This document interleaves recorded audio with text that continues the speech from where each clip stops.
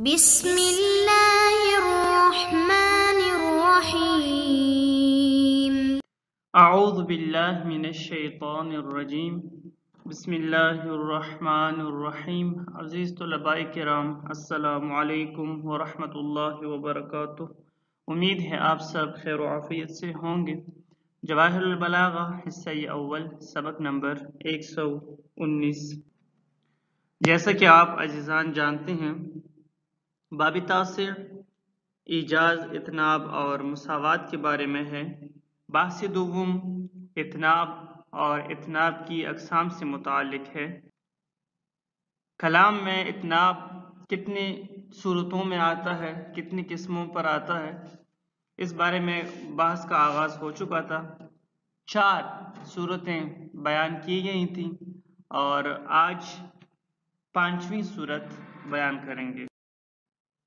اتناب کی 5ویں صورت تقریر ہے۔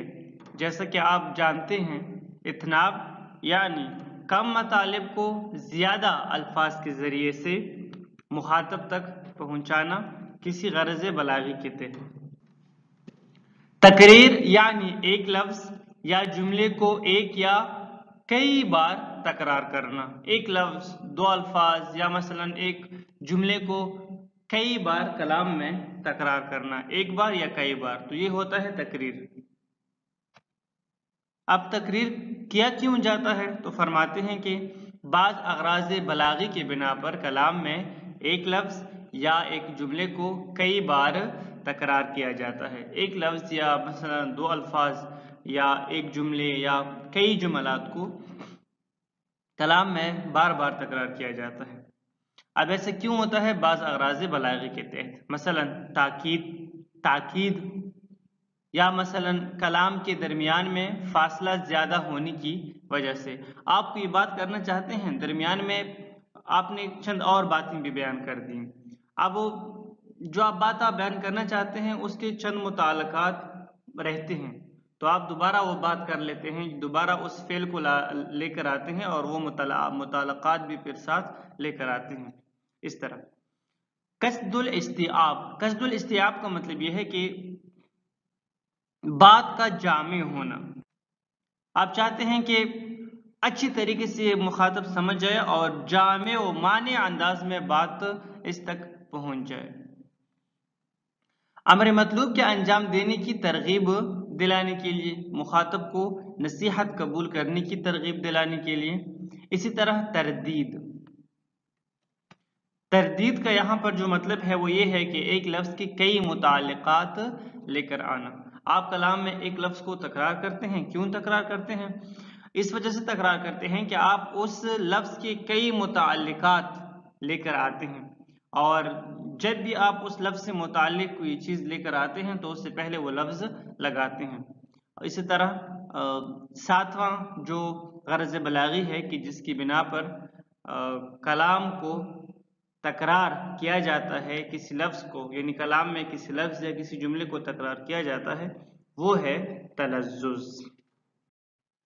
التقریر وهو ذکر الشیء مرتين او اکثر لاغراض منها۔ اتناب کی 5ویں صورت تقریر ہے۔ تقریر یعنی کلام میں سے ایک چیز کو، مطلب ایک اسم کو، ایک لفظ کو یا کئی الفاظ کو یا ایک جملے کو یا کئی جملات کو 2 دفعہ لے کر آنا یا اس سے بھی زیادہ 3 دفعہ 4 دفعہ مثلا لے کر آنا۔ ایسا کیوں ہوتا ہے؟ بعض اغراض بلاغی کے تحت۔ منہا، ان میں سے پہلا غرض بلاغی ہے تاکید، التاکید و تقریر المعنی فی النفس۔ آپ ایسا کیوں کرتے ہیں؟ تاکید کے غرض سے، آپ کا جو وہاں پر غرض ہے وہ تاکید ہے، اور ساتھ یہ کہ یہ جو مطلب میں پہنچا رہا ہوں مخاطب تک، وہ اچھی طرح اس مطلب کو سمجھ سکے اور یاد رکھ سکے۔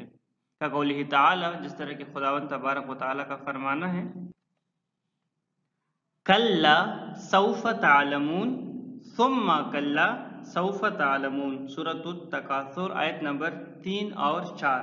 ہرگز نہیں، تمہیں عنقریب معلوم ہو جائے گا، پھر ہرگز نہیں، تمہیں عنقریب معلوم ہو جائے گا۔ اب یہاں پر ہم دیکھتے ہیں 2 آیات ہیں، کلا سوف تعلمون اور ثم کلا سوف تعلمون۔ کلا سوف تعلمون کے بعد پھر خداوند تبارک و تعالی نے اس جملے کو پھر تکرار کیا ہے. ثم کلا سوف تعلمون، ایسا کیوں کیا ہے؟ تقریر کی غرض سے، تاکید کی غرض سے. وَقَقَوْلِهِ تعالی، اسی طرح خداوند تبارک و تعالی کا فرمانا ہے فَإِنَّ مَعَ الْعُسْرِ يُسْرًا، إِنَّ مَعَ الْعُسْرِ يُسْرًا، سورۃ الشرح آیت نمبر 5 اور 6. فَإِنَّ مَعَ الْعُسْرِ يُسْرًا، اور پھر آیت نمبر 6 إِنَّ مَعَ الْعُسْرِ يُسْرًا. اب یہاں پر إِنَّ مَعَ الْعُسْرِ يُسْرًا کو تکرار کیا ہے، 2 دفعہ لے کر آئے ہیں. کیوں لے کر آئے ہیں؟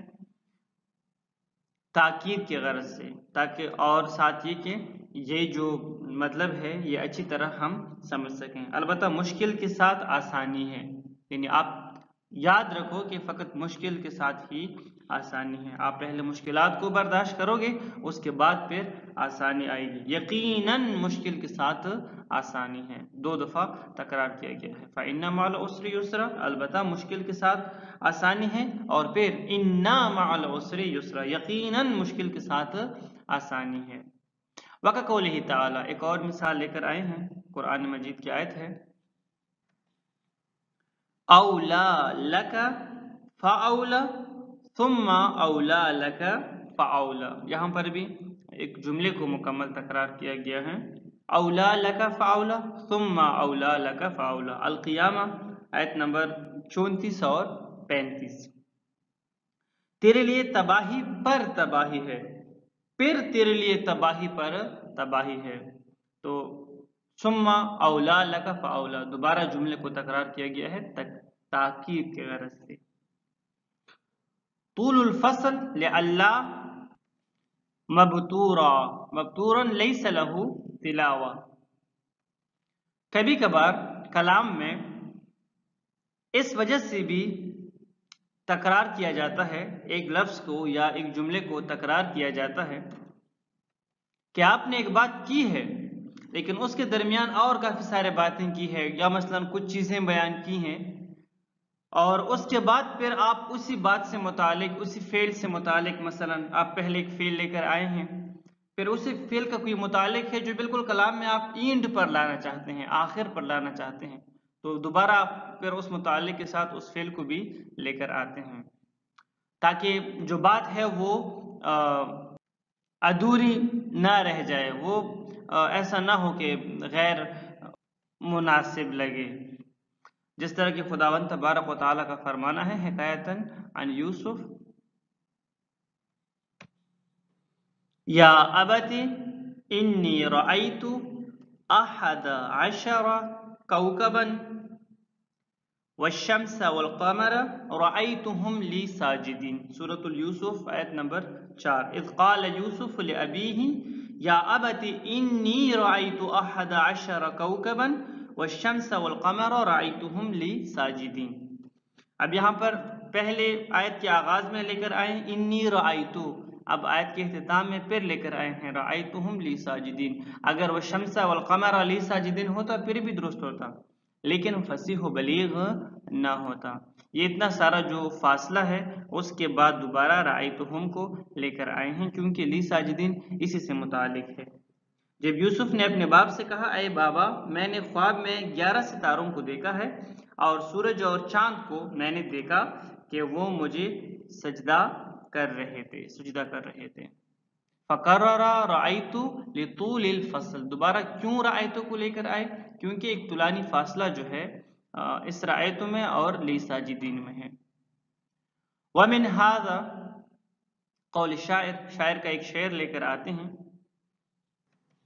ان امرؤا دامت مواثیق عہدہ علی مثل هذا انہ لکریم، وہ بندہ کہ جس کا عہد و پیمان دائمی ہو بے شک وہ کریم شخص ہے. اب یہاں پر ہم دیکھتے ہیں کہ انا کو پہلے لے کر آئے ہیں، پھر دوبارہ انہو لے کر آئے ہیں. علی مثل ھذا لکریم ہوتا درست ہوتا، ضرورت نہیں تھی انہو کو، انہو کی، لیکن کیوں لے کر آئے ہیں انہو کو دوبارہ؟ تاکید کی غرض سے. معذرت، طول فصل، فاصلہ کافی طولانی ہونے کی وجہ سے. انہو ہو کی ضمیر اسی عمران کی طرف ہی، یعنی اس بندے کی طرف ہی لوٹ رہے ہیں کہ جو بھی عہد و پیمان کو مثلا دائمی رکھے. تو یہاں پر ان عمران کو لے کر آئے. اب یہاں پر لکریم کو لے کر آئے ہیں. دوبارہ انہو کو کیوں لے کر آئے ہیں؟ اس وجہ سے لے کر آئے ہیں کیونکہ فاصلہ کافی طولانی ہو گیا ہے ان عمران اور لکریم کے درمیان، جبکہ یہ لکریم اسی سے ہی متعلق ہے، یعنی اسی ہی کے بارے میں ہے. قصد الاستیعاب ایک اور غرض کہ جس کی بنا پر کلام میں ایک لفظ یا ایک جملے کو تکرار کیا جاتا ہے وہ ہے قصد الاستیعاب. قصد الاستیعاب یعنی بات کو جامع انداز میں پہنچانا. نحو قرأت الکتاب بابا بابا وفہمتہ کلمۃ کلمۃ. اب یہاں پر آپ کہتے ہیں مثلا میں نے کتاب پڑھی باب باب، اور میں نے اس کے ایک ایک کلمے کو سمجھ گیا. اب یہاں پر آپ بابن بابن کیوں کہتے ہیں، کلمتن کلمتن کیوں کہتے ہیں، یہ تکرار آپ کیوں کرتے ہیں؟ تاکہ آپ سامنے والے کو بتا سکیں کہ میں نے اچھی طریقے سے جامع انداز سے کتاب پڑھی ہے.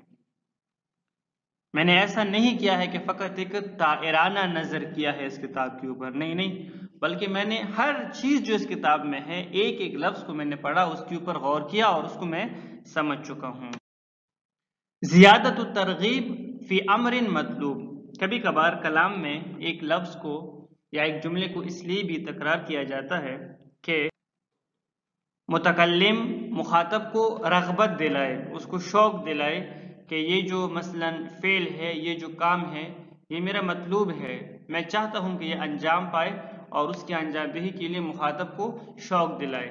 کلعف من قولہ تعالی، جس طرح کہ خداوند تبارک و تعالیٰ کی اس قول میں، اس فرمان میں عفو کا ذکر ہے اور بار بار تکرار ہوا ہے. ان من ازواجکم واولادکم عدوا لکم فاحذروہم وان تعفوا وتصفحوا وتغفروا فإن الله غفور رحيم. يا أيها الذين آمنوا إن من أزواجكم وأولادكم عدوا لكم فاحذروهم وإن تعفوا وتصفحوا وتغفروا فإن الله غفور رحيم. التغابن آیت نمبر 14. اے ایمان والو، تمہاری ازواج اور تمہاری اولاد میں سے بعض یقیناً تمہارے دشمن ہیں، لہٰذا ان سے بچتے رہو، اور اگر تم معاف کرو اور درگزر کرو اور بخش دو تو اللہ بڑا بخشنے والا رحم کرنے والا ہے. اب یہاں پر اس آیت میں دیکھیں کہ فَإِن تَعْفُوا، اگر تم انہیں معاف کرو تو بس یہ کافی تھا. وَتَصْفَحُوا وَتَغْفِرُوا کی ضرورت نہیں تھی، لیکن بار بار ایک مطلب تکرار ہوا ہے، ایک جملہ تکرار ہوا ہے، مطلب وہی بن رہا ہے لیکن الفاظ چینج ہیں لیکن تکرار ہیں. وَتَصْفَحُوا وَتَغْفِرُوا، لہٰذا ان سے بچتے رہو، اور اگر تم معاف کرو اور درگزر کرو اور بخش دو. بات ایک ہی ہو گئی نا، لیکن تکرار ہوا ہے. ایسا کیوں کیا گیا ہے؟ تاکہ جو مخاطبین ہیں خداوند تبارک و تعالیٰ کے، یعنی ہمیں ترغیب دلائے کہ عفو جو ہے میرا مطلوب ہے، میں چاہتا ہوں کہ آپ معاف کریں. یہاں دشمنی سے مراد یہ نہیں ہے کہ وہ مثلا کفار و مشرکین کی طرح تمہارے دشمن ہیں، زوجات اور اولاد، بلکہ یہاں جو مراد ہے وہ یہ ہے کہ ہو سکتا ہے کبھی کبھار انسان جو ہے، مثلا انسان کی زوجہ یا انسان کی جو اولاد ہے وہ انسان کے لیے مانع خیر بنے، یا انسان کو مثلا کسی امر حرام کے ارتکاب پر اکسائے. زیادت الترغیب فی قبول النصح باستمالۃ المخاطب لقبول الخطاب. کبھی کبھار اس لیے بھی ایک لفظ کو یا ایک جملے کو تکرار کیا جاتا ہے تاکہ جو مخاطب ہے وہ اس نصیحت کو قبول کرے، اور آپ اس کو ترغیب دلاتے ہیں کہ آپ اس نصیحت کو قبول کریں. تو نصیحت کی قبولیت کی ترغیب دلانے کے لیے، جس طرح کہ قولہ تعالیٰ، خداوند تبارک و تعالیٰ کا فرمانا ہے وَقَالَ الَّذِي آمَنَ يَا قَوْمِ اتَّبِعُونِ أَهْدِكُمْ سبیل الرشاد یا قوم انما هذه الحیات الدنیا متاع وان الآخرۃ ہی دار القرار۔ سورۃ الغافر آیت نمبر 38 اور 39۔ اور جو شخص ایمان لایا تھا بولا اے میرے قوم میری اتباع کرو اور میں تمہیں صحیح راستہ دکھاتا ہوں۔ اے میرے قوم یہ دنیاوی زندگی تو صرف تھوڑی دیر کی لذت ہے اور آخرت یقیناً دائمی قیام گاہ ہے۔ اب یہاں پر اس آیت میں مومن آل فرعون کی نصیحت ہے کہ جو اس نے فرعون کی ہی دربار میں فرعون اور جتنی بھی قومی فرعونہ کے افراد تھے جو فرعون کے وزیر تھے ان کے سامنے کی، تو یا قوم کو تکرار کیا ہے، یا قوم یہ تکرار کیوں کیا گیا ہے؟ تاکہ جو سننے والے ہیں سامعین ہیں ان کو ترغیب دلائیں کہ جو میری نصیحت ہے اس کو قبول کریں۔ ففی تقریر یا قوم زیادت تعطیف لقلوبہم حتی لا یشک فی اخلاصہ لہم فی نصحہ۔ اس یا قومی کی اسی لیے ہی تکرار کیا گیا ہے تاکہ ان کے جو دل ہے وہ نرم ہو اور وہ اس بات کو سمجھے کہ میں جو نصیحت کرتا ہوں وہ میں دل سے آپ لوگوں کے لیے کر رہا ہوں، میں اخلاص رکھتا ہوں آپ لوگوں کے لیے اور آپ بھی اس نصیحت کو قبول کریں۔ التردید، کبھی کبھار تکرار تردید کی وجہ سے بھی ہوتا ہے کلام میں۔ تردید کا مطلب کیا ہے؟ وہ ہوا تکرار اللفظ متعلقا بغیر ما تعلق به اولا۔ تردید کا مطلب یہ ہے کہ ایک لفظ ہے کلام میں، اس کے کئی سارے متعلقات آئے ہوئے ہیں اور وہ سب کے سب اسی لفظ سے متعلق ہیں، تو آپ ہر متعلق سے پہلے اس لفظ کو لے کر آتے ہیں۔ نحو قول ابی الحسن الرضا علیہ السلام، حضرت امام الرضا علیہ السلام کا فرمان لے کر آئے ہیں، السخی قریب من اللہ قریب من الجنہ قریب من الناس والبخیل بعید من اللہ بعید من الجنہ بعید من الناس۔ سخی انسان اللہ کے قریب ہوتا ہے، جنت کے قریب ہوتا ہے اور لوگوں کے قریب ہوتا ہے، اور بخیل انسان اللہ سے بھی دور ہوتا ہے، جنت سے بھی دور ہوتا ہے اور لوگوں سے بھی دور ہوتا ہے۔ شیعہ کتب و منابع میں درجہ اول کی کتابوں میں یہ حدیث امام رضا علیہ السلام سے منقول ہے، یہ عیون احبار الرضا میں بھی ہے، اور اہل سنت کتب حدیث میں صحاح ستہ میں یہ حدیث حضرت ابو ہریرہ سے منقول ہے۔ صحیح ترمذی 1961 نمبر پر حدیث ہے حضرت ابو ہریرہ سے، البتہ الفاظ کو چینج ہے لیکن مطلب یہی ہے کہ السخی قریب من اللہ قریب من الجنہ قریب من الناس بعید من النار و بخیل بعید من النار کے الفاظ مثلا اس میں نہیں ہے، اتنا ہی فرق ہے۔ بعید من النار والبخیل بعید من اللہ بعید من الجنہ بعید من الناس قریب من النار ولجاہل سخی احب الی اللہ عز وجل من عالم بخیل۔ التلذذ، کبھی کبھار تلذذ کی بنا پر بھی کلام میں ایک کلمے یا ایک جملے کو تکرار کیا جاتا ہے، التلذذ بذکرہ، نحو قول مروان بن ابی حفصہ سق اللہ نجدا والسلام علی نجد ویا حبذا نجد علی القرب والبعد۔ اللہ نجد کو سیراب کرے، نجد کتنا بہترین ہے، نجد پر میرا سلام ہو نزدیک سے بھی اور دور سے بھی۔ اب یہاں پر ہم دیکھتے ہیں کہ لفظ نجد کو تکرار کیا جا رہا ہے، کیوں؟ تلزز کی بنا پر، تلزز کی وجہ سے، حالانکہ اگر ضمیر بھی لے کر آتے تو کافی تھا، نجد کے تکرار کی ضرورت نہیں تھی، لیکن یہ اتناب ہے، اس کو کسی غرض بلاغی کے تحت تکرار کیا جا رہا ہے۔ والسلام علیکم ورحمۃ اللہ وبرکاتہ۔